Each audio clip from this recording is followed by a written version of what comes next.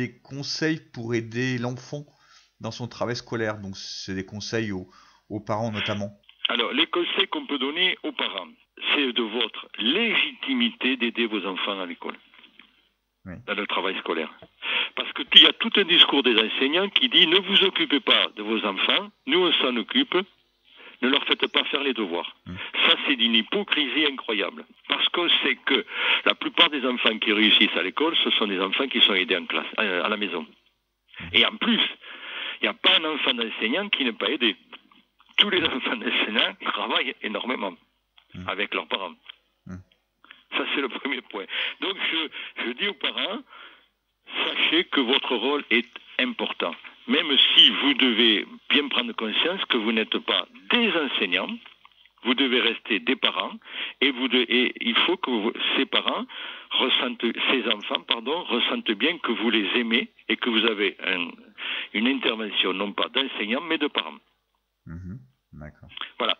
Alors après, je leur dis, les aider c'est bien, mais vous ne devez pas faire leurs devoirs à leur place. Parce que malheureusement, il y a des parents qui s'investissent tellement qu'ils vont faire les devoirs à la place des gosses. Donc le gosse devient passif et il ne fait plus rien.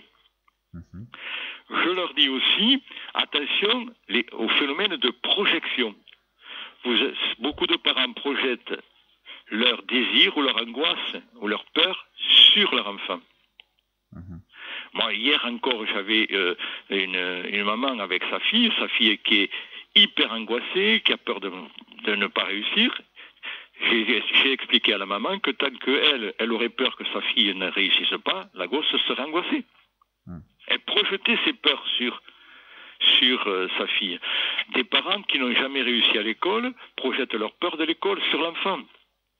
Des parents qui ont toujours brillé voudraient que leurs enfants brillent aussi.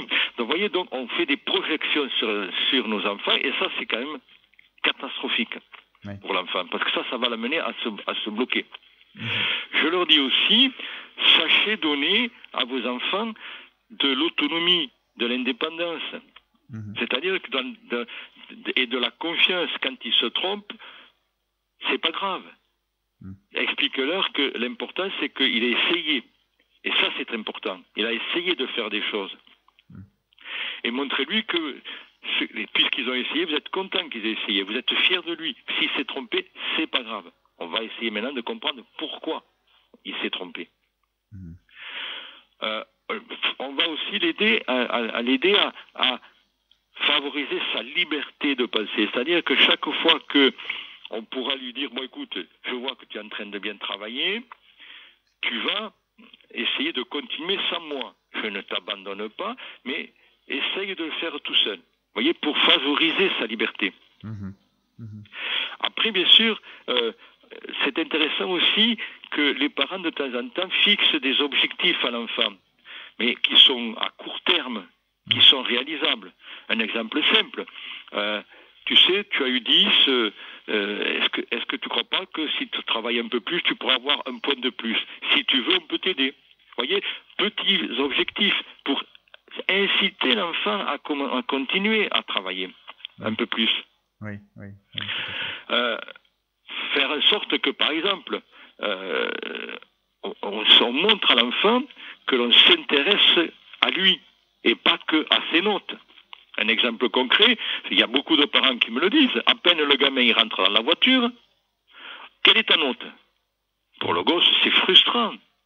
Le gosse, il a peut-être eu des problèmes avec l'enseignant, avec ses copains, il est peut-être dans un mal-être, il est fatigué, il aimerait que ses parents s'occupent de lui avant, et pas que de ses notes. C'est d'abord un être humain, enfin, c'est pas que des notes. Et au bout d'un moment, les gosses, ils en ont marre que les parents ne voient en lui que la note. Ils aimeraient aussi qu'il voit vraiment l'être humain qu'il est, avec ses difficultés. Parce que les parents sont là pour ça, pour s'occuper de l'enfant, de ses difficultés, pour l'aider à les dépasser. L'enfant aimerait aussi qu'on ne s'occupe pas que de ses notes, mais qu'on s'occupe aussi de ses activités extrascolaires.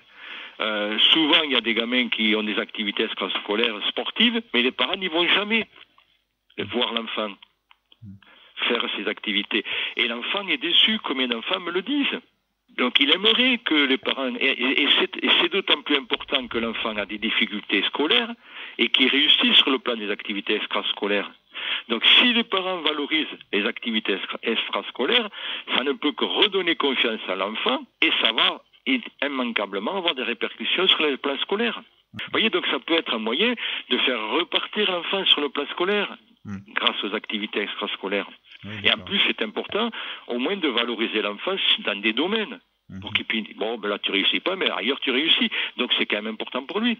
Ce qui était très important aussi, c'est on doit juger les actes de l'enfant et pas l'enfant lui-même. Ça, c'est quelque chose que j'ai bien développé dans le bouquin, en montrant que quand un enfant, mettons, il a un comportement fatigant, c'est pas bon de lui dire tu es méchant, tu nous fatigues, tu nous énerves, tu es nul.